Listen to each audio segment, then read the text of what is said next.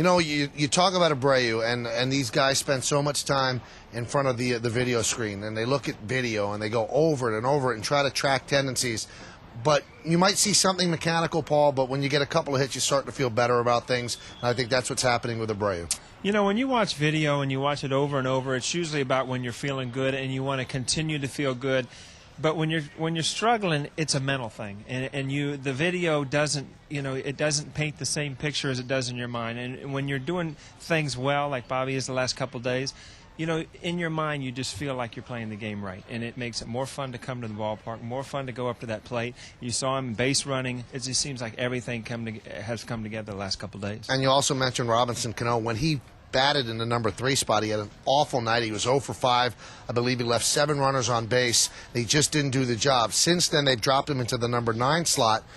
And the number 9 slot, I would think, Paul, there's a lot less pressure, and he has responded well to it. You know, it's funny because if you go to the 3-hole, you almost feel like, you know, there's pressure to do well. And then if you go to the 9 spot, it's almost like, you know, you got to prove that you don't belong in the 9 spot. So, I mean, Robinson Cano is a great hitter. Everybody knows that. Is he going to continue to improve?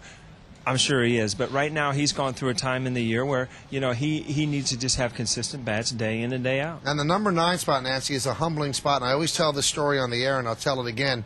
And Paul was there. When Bernie Williams first came up, he was really struggling, and they kept dropping him down in the order, and finally they batted him 9th.